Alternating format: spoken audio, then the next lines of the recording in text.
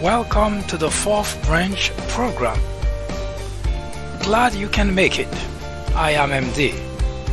This program is dedicated exclusively for those with common sense, a spirit of patriotism, and a determination for a more perfect union. Stay tuned as we begin the discussion of a very important, interesting, and enlightening topic. Hope to hear from you soon. Happy listening.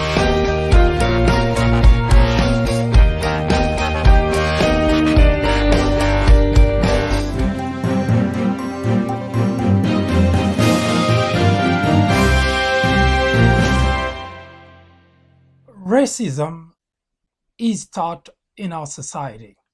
It is not automatic.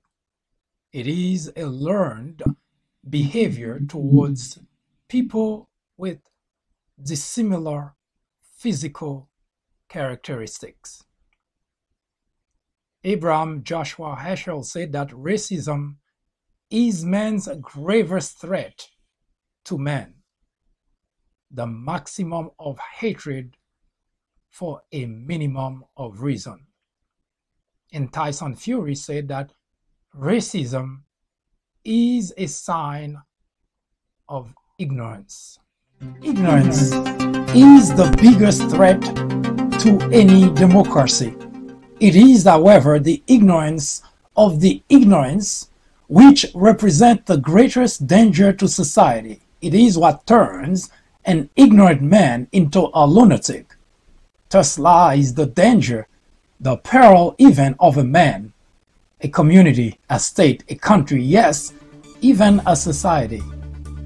John F. Kennedy, the 35th President of the United States, said that the ignorance of one voter in a democracy impairs the security of us all. Indeed, it does. We've seen it, have we not? We've witnessed it. We are all living it, are we not? All men are born ignorant. Many have chosen to stay and live in ignorance. Only a few recognize ignorance is indeed the root and stem of all evil and choose to be ignorant no more. Hello everyone, I am MD and this is the Fourth Branch program. First, a warning. This program is not suitable for all audiences. I repeat, the content of this program is not for everyone. To find out if it's suitable to you, answer the following two questions. Question 1. Would you entrust your teenage daughter to a non-rapist? Question 2. Would you have a non-pedophile cared for your toddler? Once again, question 1.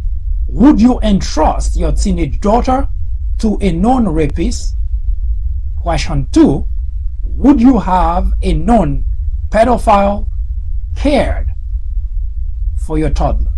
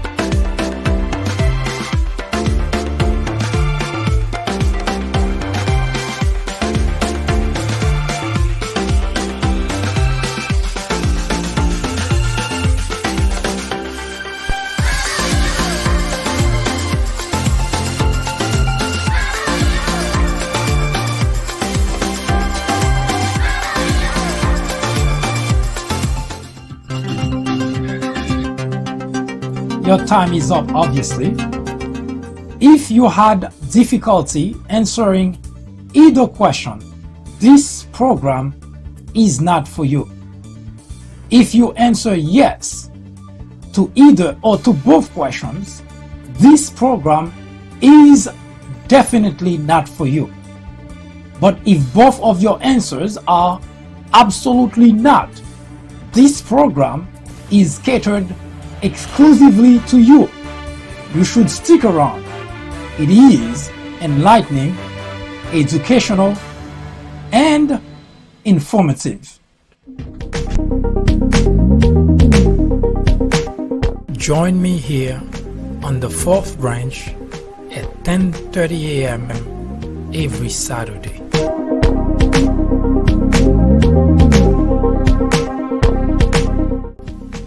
And every weekday at 2 p.m.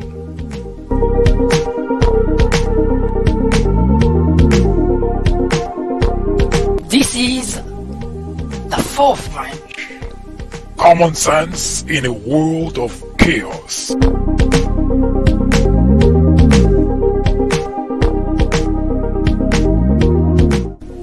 This program will resume in just a moment.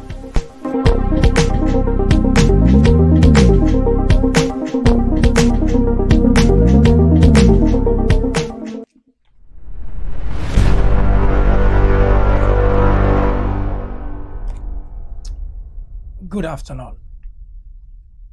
We begin today by continuing the introduction to the series we started last Saturday, War on Blacks. This title was not chosen by sheer luck or just for the sake of putting a title. It has meaning. We've gone through war on poverty, war on drugs, and must translate to war on blacks. In this series, with the introduction, we will start from the general. We will talk in general about the state of affairs in regards to the black race in the United States.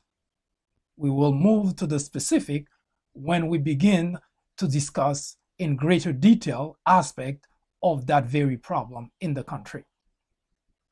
Racism. Blacks live it every day. They experience it regularly. They witness it frequently, and they even fall victim of it occasionally.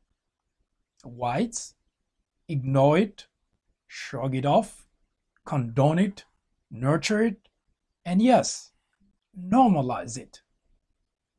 Where do we go from here?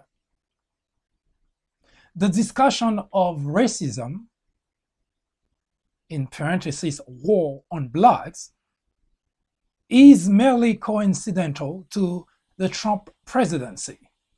In other words, it's not the Trump presidency that get us here at the 4th branch to introduce racism in America, war on blacks. It is a topic that we have been researching and we have been preparing to bring to the surface for quite some time. In fact, well before Donald Trump even bidded for the presidency of the United States. Racism is a topic that should be discussed, should be talked about by, well, everyone. But it is avoided almost at all costs, especially by those who are supposed to actually talk about, who are supposed to bring a solution to that very problem. But instead, it is a topic that's promoted by the very individuals who nurture it, who condone it, and yes, the very individual who have normalized it here in America. It is very easy whenever the topic of race relation or racism in America is brought up, it is avoided. Blacks don't want to talk about it because they too emotional, and they have so many examples, as I just mentioned earlier. They live it, they experience it, they witness it regularly. Whites, on the other hand, well, they heard of it, but they cannot relate to it. In fact, most whites used to think that blacks exaggerate this very problem in America. It is a systemic problem, and the reason we're still talking about it beyond slavery, more than 100 years later, is because it has been avoided by the very individuals who are in a position to do something about it. Racism is not in the fringe. It's not just a few people who practice racism in America. It's not just a few whites. Otherwise, racism would have not been an issue in the country. It is everywhere. In the school, at the supermarket, at the police station, at your jobs, even in the government. That's why it is a problem in the United States of America. Where do we go from here? The very individuals, the legislators, who would have more or less the beginning of a solution for the problem are actually almost exclusively at the roots of making it part of our lives.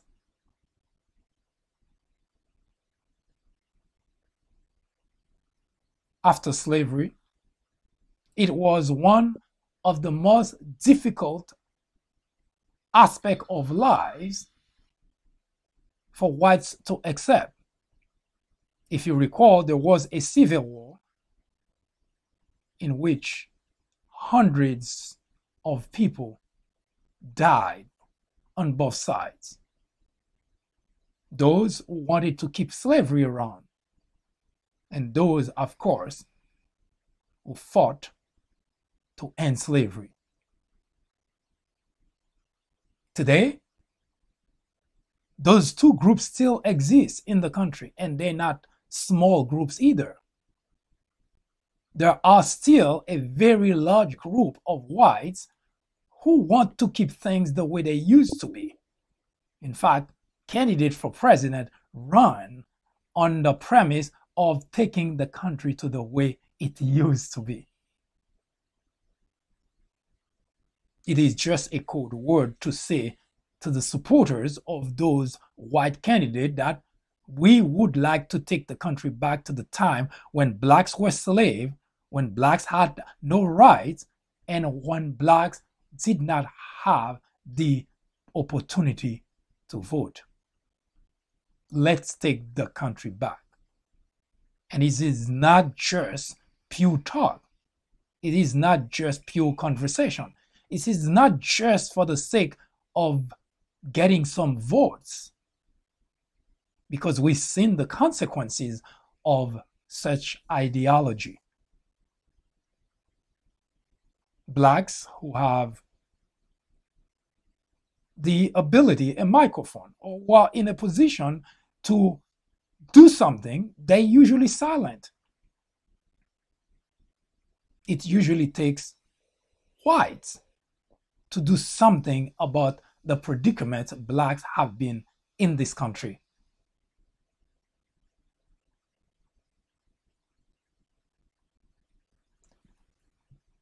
The very question is,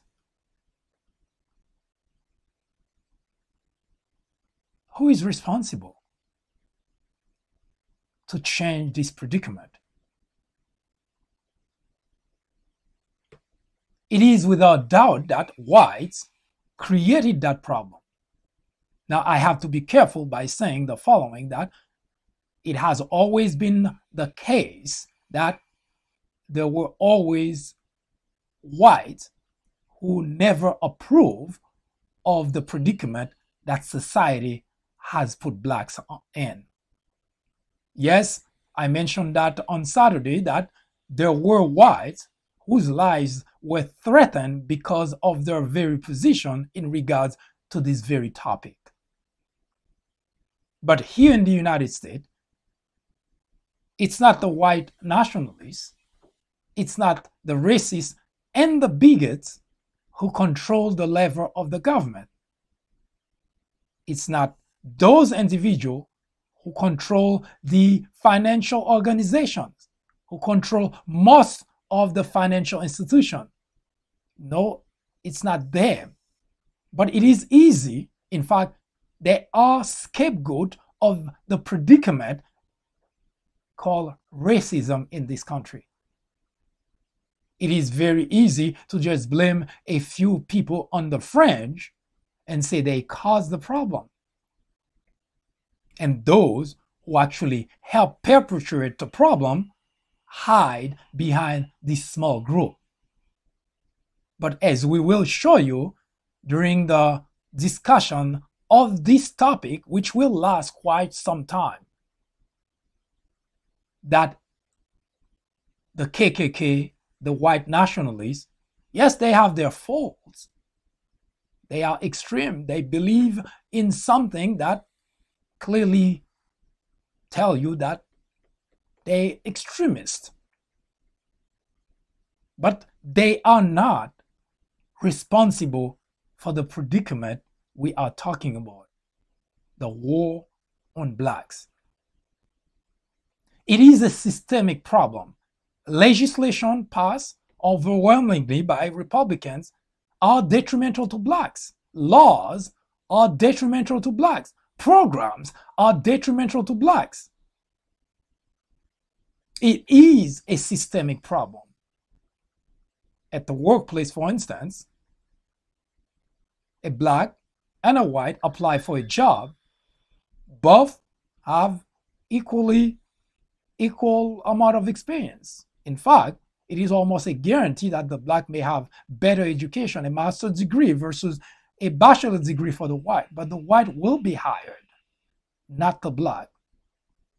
For a promotion at the workplace, a black would be bypassed for white. On the street, a black will be stopped, not the white. At the store, a black will be followed, not the white, who actually, by all analysis, equally as guilty in terms of bad behavior. So it is a systemic problem. But the problem didn't come today. And the problem was not created by Donald Trump. Poor Donald Trump. Yes, we know that Donald Trump is a bully, but he's also a coward.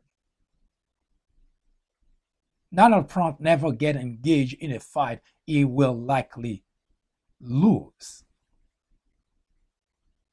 He has a big mouth, no doubt. And I always say that Donald Trump did not turn the Republicans into what they are today.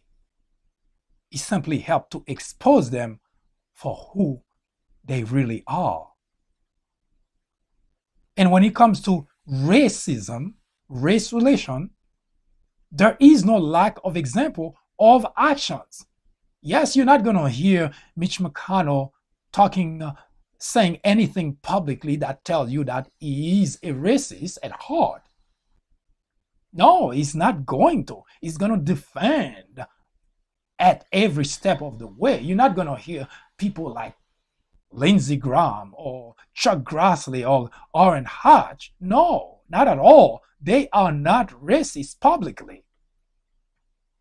And it is easy for them to defend their position because, hey, blacks do not run in their circle. And unless you catch them saying something that's out of place, they will automatically, apologize. But hey, what does it matter? In fact, the Bible says that men speak out of the abundance of the heart. So there is not a single thing that people say that they had to apologize later that they didn't mean. They simply get caught. Now back to our conversation. Republicans in general have made it their business to pass legislation that are completely detrimental to blacks. But you ask any of them, they don't have anything against blacks. In fact, they love blacks. Remember Trump? He loved blacks. Words are easy, but actions are what we ought to watch for. Now, it sounds like cheap talk, doesn't it? Accusing a whole Republican Party of being racist. Now, I have to be careful by saying we know that there are millions of whites who do not feel the same way as the racists and the bigots. We know that. We talked about that. In fact, that's the very reason that there is no more slavery, because hundreds of whites fought side by side with blacks to end slavery. And as I pointed out before, even beyond slavery, whites, their lives were in jeopardy because of their position defending black. So we are very well aware that the discussion of race is not black and white. But because of the fact that it is such a sensitive issue, everybody avoids it because, we don't want to come across like racist. But why does it matter if your very actions prove that you are indeed a racist? Let's take a look at something that will help us bring this matter close to justification. You did mention earlier that Republicans in general, they can argue all they want that they're not racist. But as I said earlier, everything that they do, every action that they take, every legislation that they pass points just to the opposite. And it is sometimes mind-boggling that in the midst of the 21st century, there are not that many changes at all in terms of ideology, in terms of where they stand when it comes to race, when it comes to war on blacks. Just recently, there was this gentleman by the name of Thomas Farr, who was being considered as a federal judge. Now, the interesting thing about this particular example, to make the point as to even as of date, we still have the Republican Party, the Republican leaders, not just a few people. The Republican leaders, Mitch McConnell, was pushing the hardest to get Thomas Farr to the bench. Donald Trump picked him, and the Republican legislators, leaders in the Senate, Mitch McConnell, Lindsey Graham, and so on, they all wanted that guy to be placed as a federal judge. Now, there is nothing wrong about that, except for one small problem.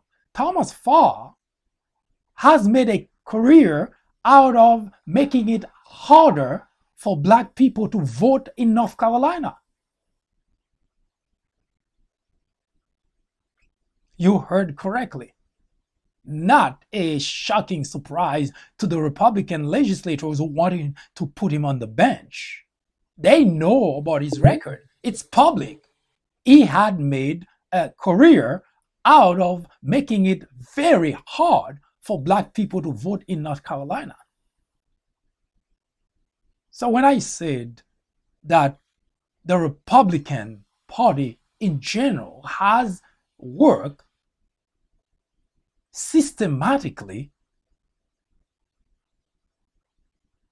as tools for war on Blacks, it's not just cheap talk. Yes, they can defend whatever their actions are. They can defend it by speaking, because that's what Republican legislators are very good for. They speak, they talk, a lot of talk. But when it comes to act and prove where they stand, their actions speak volume. He is a gentleman whose track record is public. They didn't have to have an investigation done. It is public record that Thomas Farr is a racist. He made it his job to prevent Black from voting. And this is the individual that the Republican Senate, led by Mitch McConnell, Lindsey Graham, Chuck Grassley, Orrin Hatch, want to put him in the court. Now, a few days ago, it was all but certain that Thomas Farr was going to be placed on the court. Now, there are only two factors that happen. Not at all saying that the reason is not going to be a federal judge is to no fault of the Republican Senate, the senators, no fault of theirs. Now, there is Jeff Flake. We cannot know for certain that Jeff Flake would not have voted for him, because the only reason Jeff Flake didn't vote for him is because he drew a line in the sand way before they presented that guy to become a federal judge, that he will not vote for any nominee until and unless the Senate pass a law, sign into protecting Robert Mueller, his investigation. So Jeff Flake draw that line and say, until you, the senator, the Senate leader, Mitch McConnell, you agree to do that, no matter which nominee you present to the Senate, I'm going to vote against it. So that's the reason Jeff Flake voted against it. Now, of course, Mitch McConnell still had the luxury of pushing that nominee forward, because it would be a 50-50 vote and the vice president would break that tie. Unfortunately, there was the senator from South Carolina. He's the Black senator from North Carolina, who said that he too will not vote for him. His name escaped me now. But the Black senator from South Carolina did say that he's not going to vote for Thomas Farr. So at that point, Mitch McConnell realized that there is no way forward, because automatically that was over. But notice why that guy is not a federal judge. All the Republicans, now again, I have no way of knowing whether Jeff Flake would have voted for him if it weren't for the line in the sand that he drew. In other words, there is a pretty good likelihood that the only individual who would have voted against it is that Black senator from South Carolina, which means the guy, Thomas Farr, would have become a federal judge, because it would have been a 50-50 and the vice president would have voted to break the tie. So when I said that the Republican Party as a whole can say anything that they want. They're not racist, they like black, they this and they that. But when it comes to proving where they stand, their actions speak a very different language. Now, Thomas Farr should have never had the privilege to be voted on, because the minute Mitch McConnell, Senate leader, would have seen that guy with his record, he would have said, no, we're not going with that guy. But instead, he wanted to push that guy to become a federal judge. A gentleman whose record is in black and white, that he worked to prevent blacks from voting. So the war on blacks, which we introduced, is not just hyperbole. It's not just something we wish to talk about just for the sake of talking. As mentioned before, we will start from the general to the specifics. And we will show you every subtopic that we discuss. We will bring example to show you that indeed, while racism is rampant in the United States, but there is very specific groups who are helping to perpetuate this problem in the United States. And a major culprit is the Republican Party. Yes, don't get me wrong. We know that there are most likely some, well, we ought to find out about those some, but there are some who probably would not go along with anything that spells racism. But the example I just gave you with Thomas Farr, nominee for the federal judge, there was not a single Republican senator who would vote against it. Now, Jeff Flake voted against it just because he drew a line in the sand in regard to something very different, very specific. Now, again, I don't know if he would have voted for Thomas Farr if that line wasn't in the sand. So we cannot say one way or the other whether Jeff Flake would have gone along. Now, considering that all the other senators who are not racist would have voted for that guy, it is almost safe bet to say that maybe Jeff Flake would have too. Now, the gentleman from South Carolina, who happened to be black, would have most likely voted against it because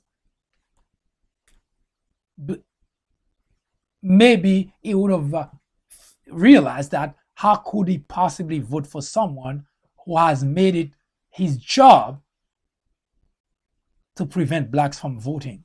Maybe he would have voted against it. So we could have had just that one individual, a black individual. So the idea of racism in the country is encouraged, condoned, promoted by a small group like the KKK or the white nationalists, is an idea that's most likely embraced and liked by those who actually doing the job of racists, such as what I just showed you. The whole Senate, including the leader, Mitch McConnell, would have pushed into the bench, federal bench, a judge who is known to prevent black from voting in North Carolina. Not a single Republican senator would have voted against it. Now, as I mentioned, Mitch McConnell, as this Senate leader, should have put a stop on it before it even get to that point. If he were not a racist himself, he would have said, no, it's unacceptable to have someone who's going to be a federal judge with such a record. That would have been the end of the story. Instead, Mitch McConnell was the one pushing to make that happen. So we're not talking on the void that there is indeed a war on blacks in America. It's those things that are being done systematically. People in different positions, be it in the government or in the private sector, they do things that either condone, promote racism in America. Now, again, as I mentioned, anybody can say they're not racist. But when it comes to acting to prevent this type of behavior from continuing, then they cannot argue that point. Why does a black individual get paid less than a white counterpart, the same job, the same amount of experience? Why does a black individual who applied for a job with a master's degree and probably plenty of experience as well end up not get the job to a white individual who has just a bachelor's degree and much less experience? The examples are plenty. As I mentioned, we'll go from general to specific. In the introduction, we are just giving you the general. And we decide to approach this topic because we realize that every time, for instance, every time at every corner that a black individual is victimized by the system, whatever that is. For instance, if you have, in this image, for instance, you see that blacks have been protesting since 1960s. Now, way before that, but this is captured in picture. 1960s, police brutality. Now, in this particular image, 2014, we're still talking about police brutality. Now, why is that? Why are we still talking about that? It's because every time that there is an instance of police brutality, there is some conversation in the media, like news, not because they're interested in solving the problem, it's news. So it becomes news, and you hear a few quote-unquote experts coming and talk about, well, we should have a conversation. Especially when the protests become violent, then suddenly there is a need for us to just, cool it down. Let's have a conversation. And that advice, that conversation lasts a day or two and then disappear until the next police killing of an unarmed black individual. In fact, the past few years, that's exactly the very behavior we have been having here in the country. A black is executed on the street by a police officer. Outrage, protest. The media bring all kind of experts. Let's talk about it. We should talk about this because this is unacceptable, and so on and so forth. It lasts a day or two, and then it goes away until the next police killing of another black individual. As you see on that picture, the reason it keeps happening is because those who are committing those acts are giving the license to get away with it. Now, what makes the discussion even more difficult is the fact that you have on the other side, for instance, mostly on the Republican side, because you tune into Fox and a number of other Republican network, radio station, etc., the conversation you hear about that very problem is to continue to blame the victim. So someone, a black individual, get gunned down by a police officer, already caused enough problem for the family who just lost a loved one, mourning, grieving. But if you tune in to any Republican leaning broadcast, whether it's radio or TV or even the newspaper, what you read is a condemnation of the victim. The victim is victimized again because, hey, he's black. What do you expect?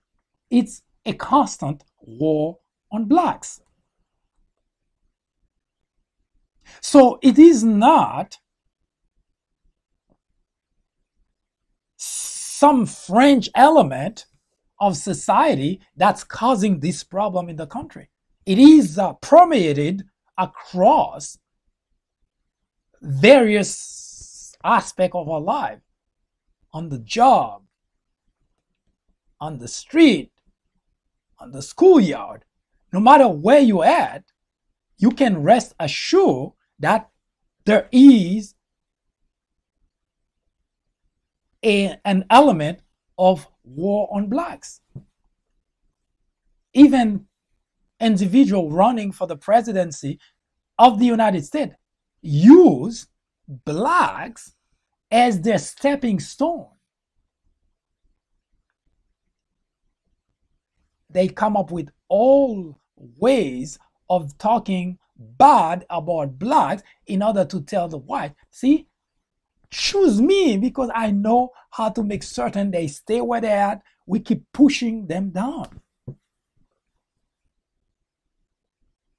And this is not pure conversation. As I mentioned, that's not hyperbole. When Trayvon Martin was killed, you tune into Fox, you would think Trayvon Martin is the one that committed the crime, because everything that bad that needed to be said, you go to Fox and you find an army of people who come and talking bad about the victim. And what worse is the fact that Sean Hannity actually not only invited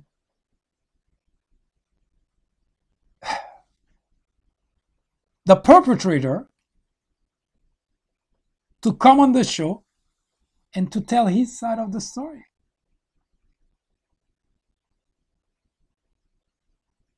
But also raise money for him. You can set your watch on those type of behavior almost exclusively on the Republican side. A black is gunned down by a police officer, well, the black is guilty. Why should anybody care? It shouldn't have. It shouldn't have. And as we developing this topic, we will show you the contrast, how police officers deal with whites on the street versus how they deal with blacks on the street. So the war on blacks is not a product of imagination. It's what is currently going on right here in the United States of America. And it is not the KKK or the white nationalists that are responsible for the problem. As I mentioned, our society loves the idea that there is a group to blame. Let's just put it on the white nationalists. Let's just put it on the KKK. But they're not the ones stopping blacks on the street. They're not the one executing blacks on the street, unarmed black on the street. They're not the one who sit in the court giving harsher punishment.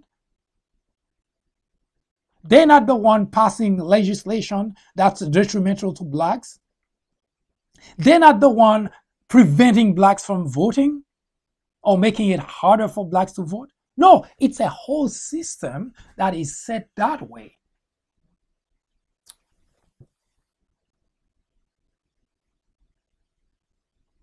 War on blacks is at all levels of our society.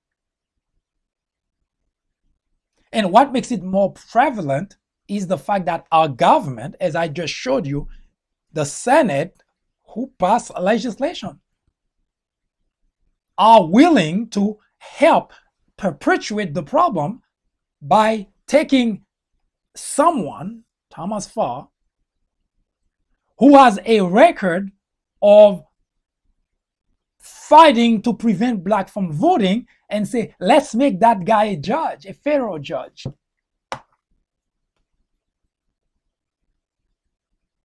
So we're not talking about a few people on the fringe of society. We are talking a whole sector of our population. Now, you can almost rest assured most of that problem will most likely come from the Republican side.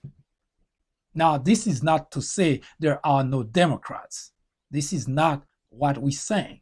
But you can rest assured most of the legislation that are passed that are detrimental to blacks by Republicans, whether at the federal level or at the state level.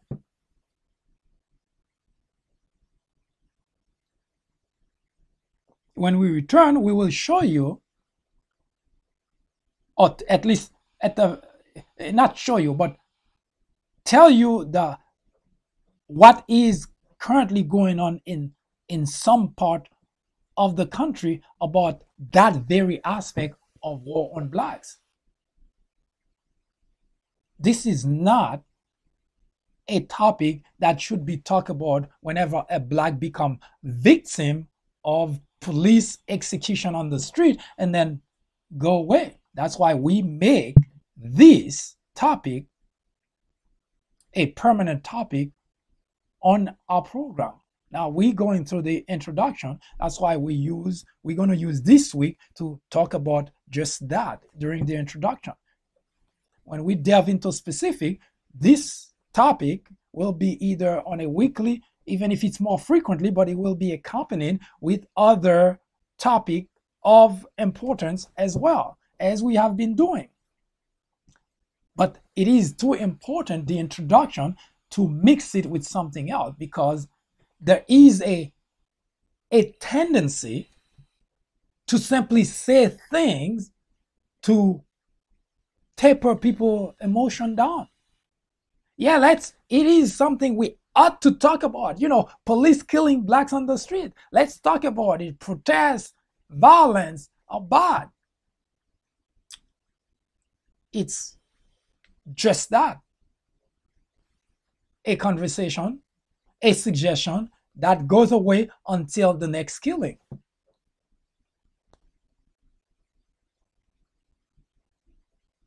So we are determined, as we mentioned before, the very purpose of this program is to remove the level of ignorance that seems to plague this nation, because nobody knows what's going on, because you have people coming in and talk and tell you things, but when in fact their action, which are very impactful to our society, telling a whole different story.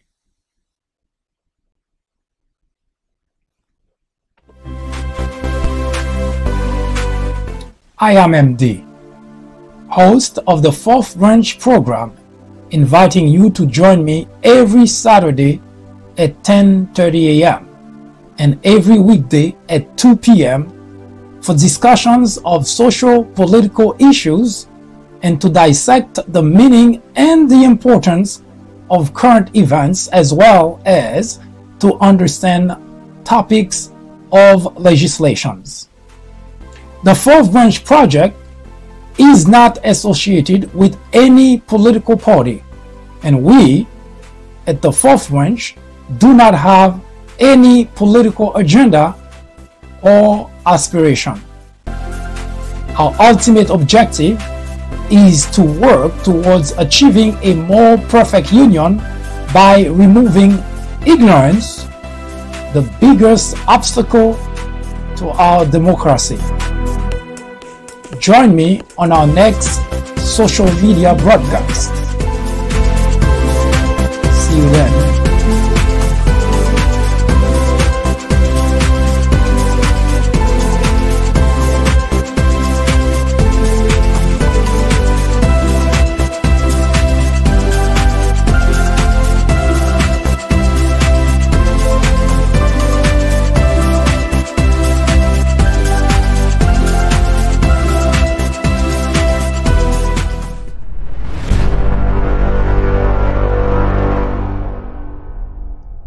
The systematic purge of blacks is not an accident.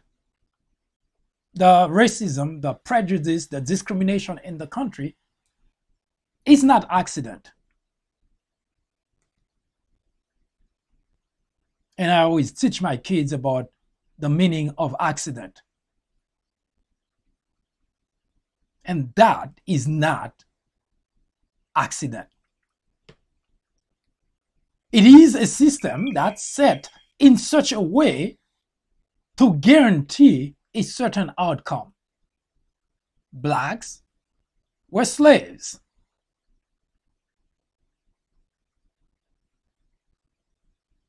Whether you know history or not, it's probably a moot issue, but there was a civil war in this country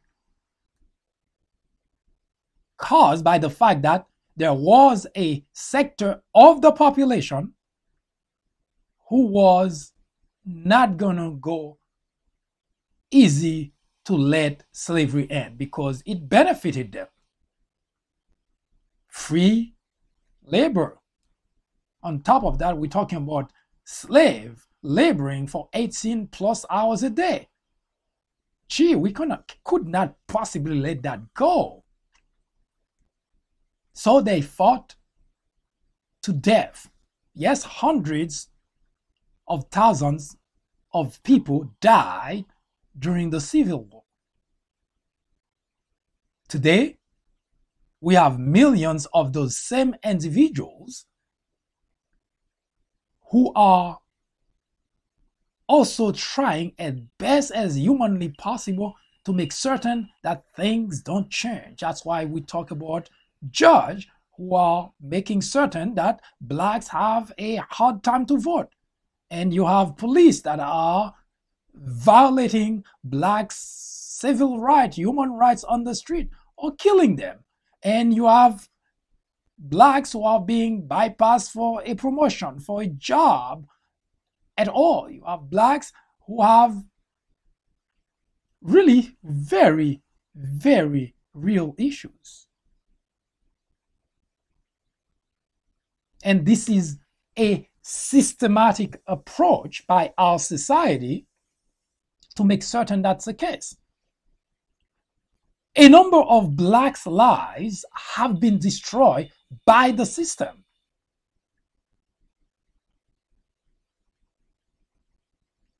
There are thousands of blacks. I remember 4 years ago, I may have mentioned that last Saturday, 4 years ago, when I was going for my degree in journalism, there was a discussion about crime, blacks in general, where whites came up with this idea that blacks actually are the most, in terms of percentage, who commit crime in the United States. Now, without discussing the fact that someone who is in school studying journalism should have done their homework to find out that's not really the case, but besides the point. But the fact that this false premise permeates into the mind, into society,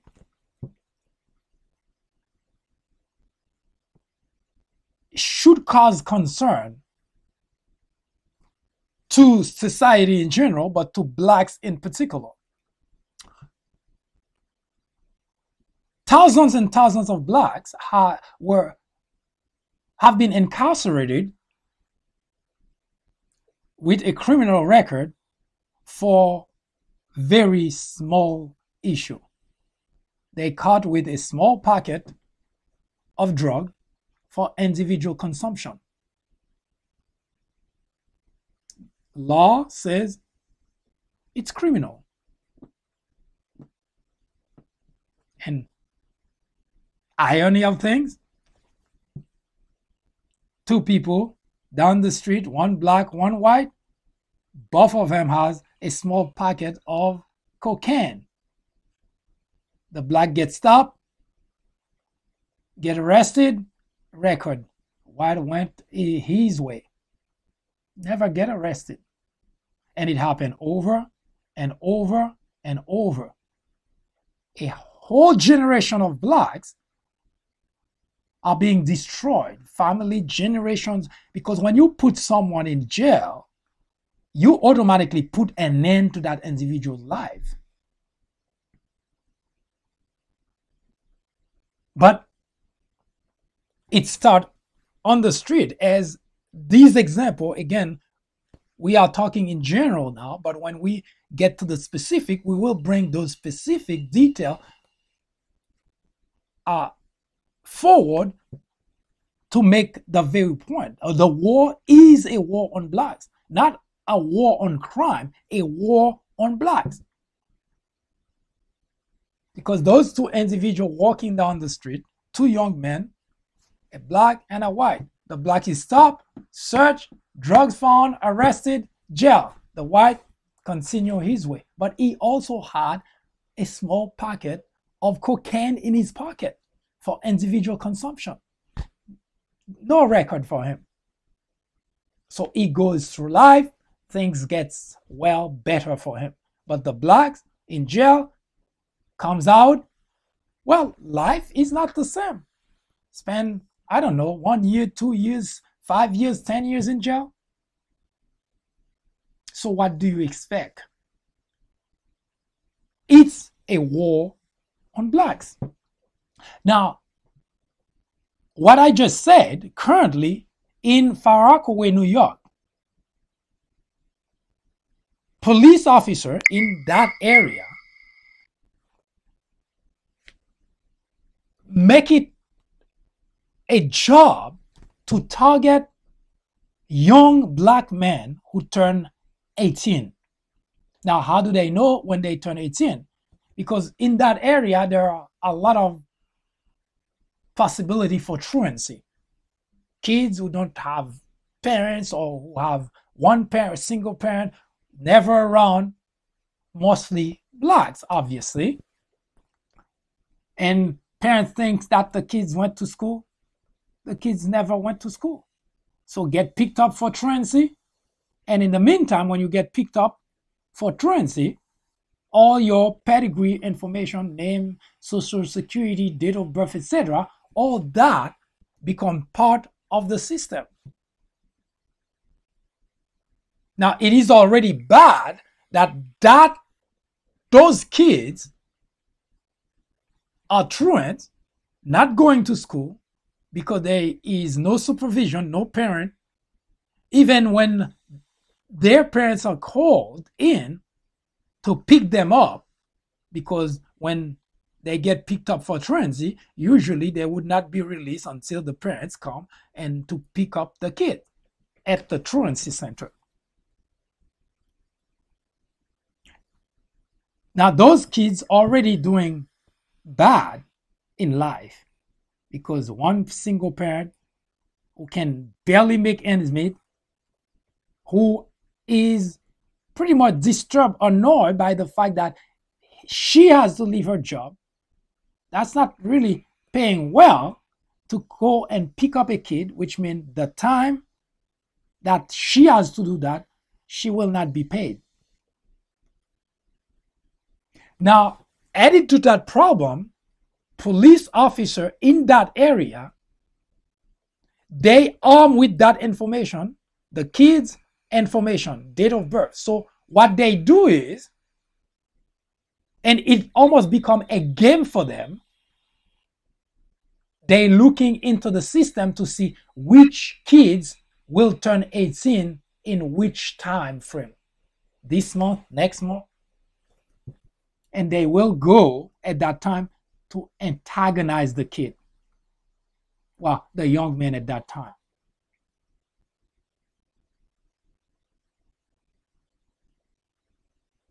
And the idea, they antagonize the kid so that the kid can do or say something and get arrested and get a record. Yes, it is a war on blacks. Why in the world would a law enforcement do something like that? Well, there are a couple of reasons, by the way. One, they have to make a quota because they have to have a number of people to arrest. In fact, there is even a situation where one police officer left the precinct to go someplace else because his boss told him that go and make some arrests. And the officer reply, I'm paraphrasing here, the officer reply was, to arrest who, for what? And the boss, of course, chief of police, said, get them to do something to arrest them. Yes, it's a war on blacks. Now, we're not talking about just the police officer on the street. We're talking about chief of police sending and telling his police officer what to do to go and arrest blacks on the street. Get in their face, antagonize them, get them to be upset so that they can say something and you can arrest them. Those are not stories. Those are examples that I personally am aware of. It is indeed a war on blacks. So the system is set for that very reason. You have those police officers. Now, I cannot say that what the example I just gave you happens across the nation. There is a possibility it happens, especially in blacks area. Yes, it could be across the nation. I have no way of proving that, but for Far Rockaway, New York, I know for a fact. So by extrapolation, we can say, yes, most likely it happens in other parts of the country in blacks' neighborhood.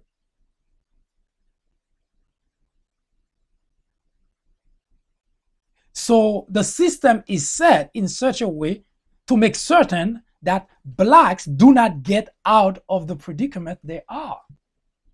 Because you have the system that's already harsh to them. Now you have police, law enforcement, who is making it a job to destroy blacks, kids' lives. And then you have a justice system that makes certain that once they get in the system, they have difficulty getting out. We know in New York, Rikers Island, where an individual spent 3 years in jail, never been brought in front of a judge. Blacks, of course. Yes, the system is set in such a way to make certain that blacks are always struggling against the tide. Those are not hyperbole. Those are factual information. And as mentioned earlier, when we get into specific, we will bring you specific in the conversation. Yes, it is a war on blacks, and it's all level. You go in front of a judge, black, white, same crime, the black will get harsher punishment, maybe longer time in jail. Exact same crime. I seen with my own eyes at the court.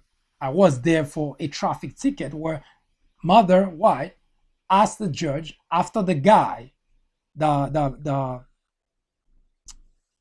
guilty party, have been caught for the third time drunk driving. For the third time driving drunk in front of a judge, and the mother say, you can release it, Your Honor, you can release him to me. I'll make sure that never happen again. You're not going to believe that the guy was released. Not a single day in jail. Yes, the system is set at every level, no matter where you look.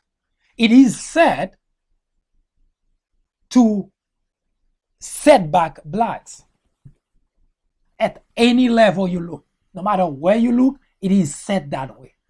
At the courtroom, yes, the judge will be much harder on blacks, would give harsher punishment to blacks. The legislators, they have a field day. They pass legislation that are fully detrimental to blacks. Remember the example I just gave you about the drug, where thousands of black lives are destroyed because they are stopped on the street by police when the white just go by without ever being stopped?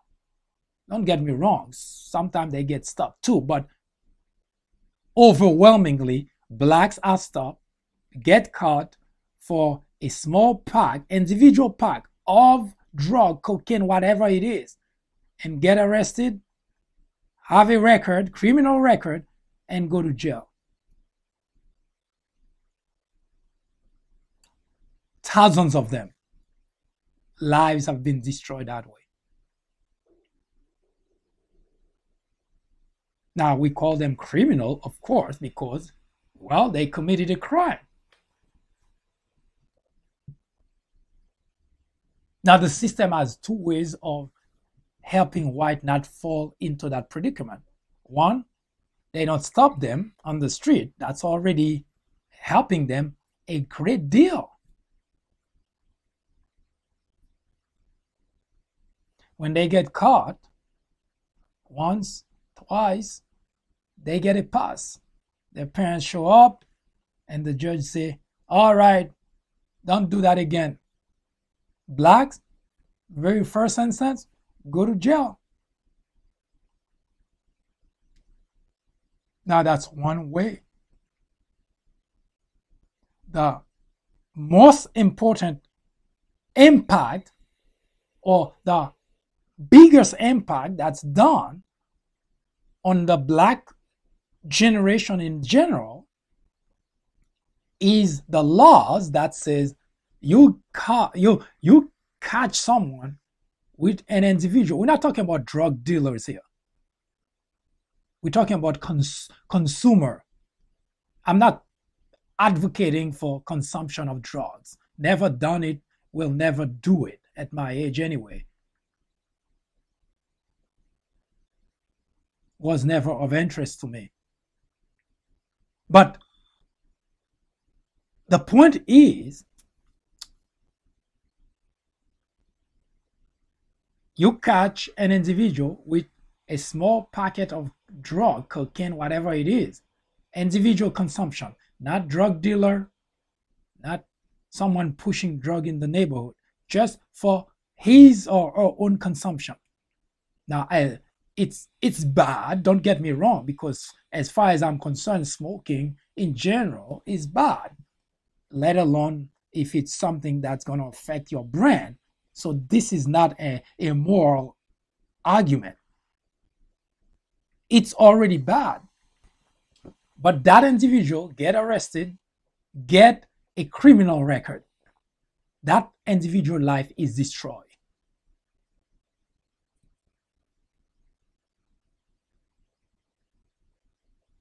And decade after decade, that's what the system has been doing to blacks.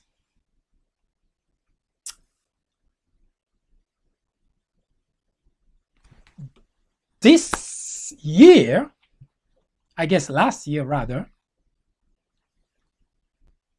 it becomes a revelation that, gee, whites are addicted to drugs. Why don't we just go and arrest them? Oh no, it is an epidemic. It is an illness. They need rehabilitation. We need to help them. See the problem? Now, there is nothing wrong with that. This is not the conversation. There is absolutely nothing wrong. In fact, when it was blacks that were in that predicament, the system opted to spend $39,000 to incarcerate an individual. Yes, that's what it costs, an average of $39,000 to incarcerate an individual for whatever reason.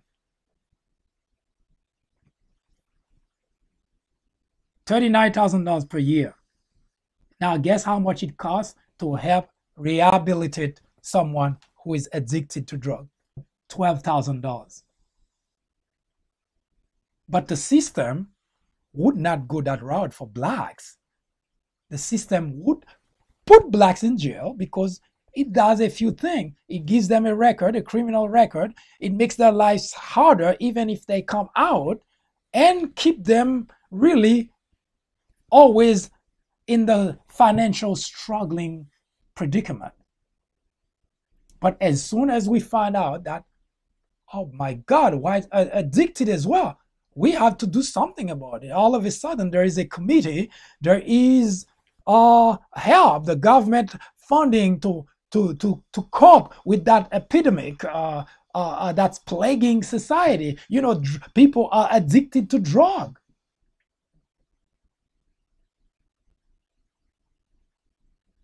And that is not something that white nationalists or something that the KKK are doing to blacks. Yes, they may have hatred in their heart, but they are small numbers. What we're talking about, it's a systematic structure of our society that wants to make certain that, yes, blacks do have to struggle because the system is set that way. The reason that police killing today is still an issue is because they have been killing mostly blacks. If the tide is turned and all of a sudden whites start becoming victim of that predicament, then suddenly things will change.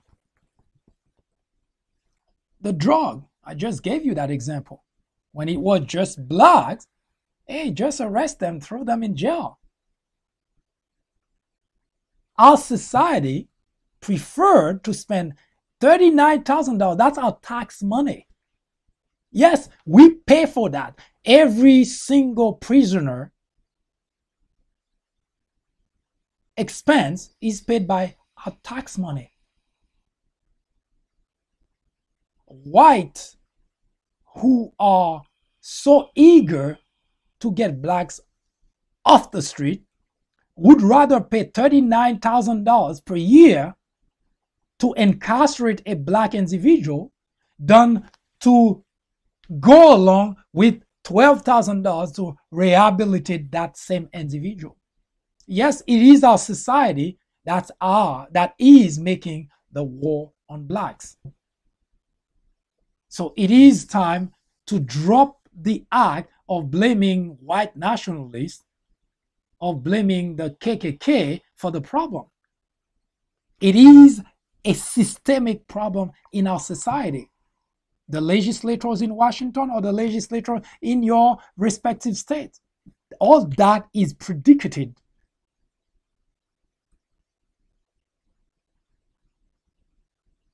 So war on blacks is not being waged by the fringe element of our society. Our society, the people we're meeting on the street, at the workplace, they are helping to keep that structure in place to perpetuate racism in America. And to them, that's just fine by them.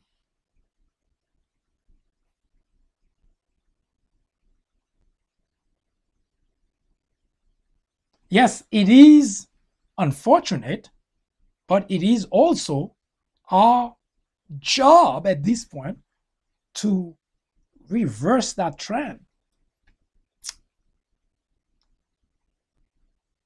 The idea of let's not talk about it or it's too sensitive, this over. It is a topic that should be a regular conversation in the nation in order to change the predicament that a race, a complete race is put in. Because those things do not happen by accident.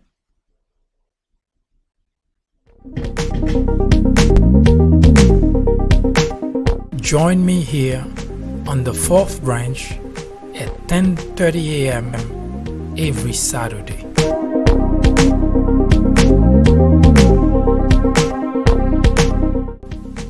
And every weekday at 2 p.m.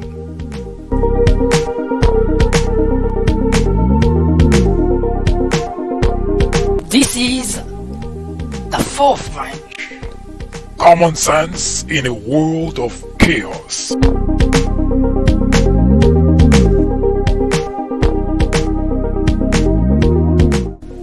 This program will resume in just a moment.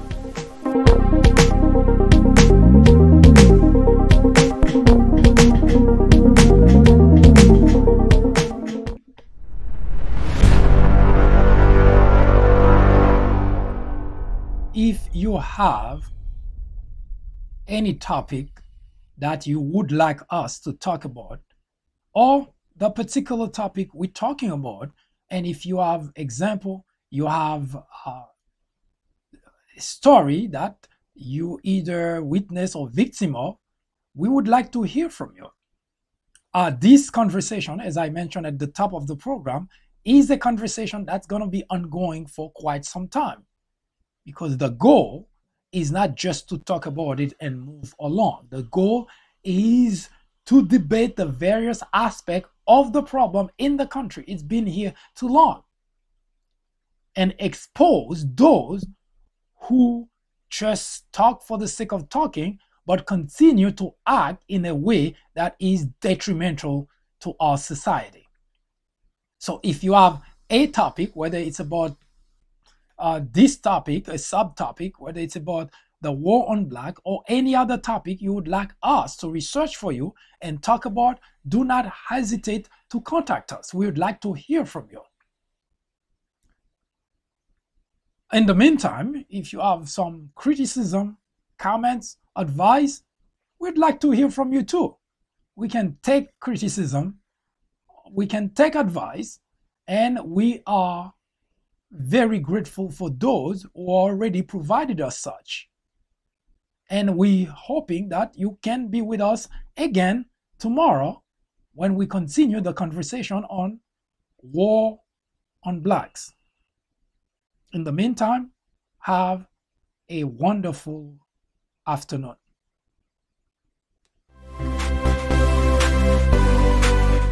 I am MD, host of the Fourth Branch program, inviting you to join me every Saturday at 10:30 a.m. and every weekday at 2 p.m. for discussions of social political issues and to dissect the meaning and the importance of current events, as well as to understand topics of legislations. The Fourth Branch Project is not associated with any political party, and we at the Fourth Branch do not have any political agenda or aspiration. Our ultimate objective is to work towards achieving a more perfect union by removing ignorance, the biggest obstacle to our democracy. Join me on our next social media broadcast. See you then.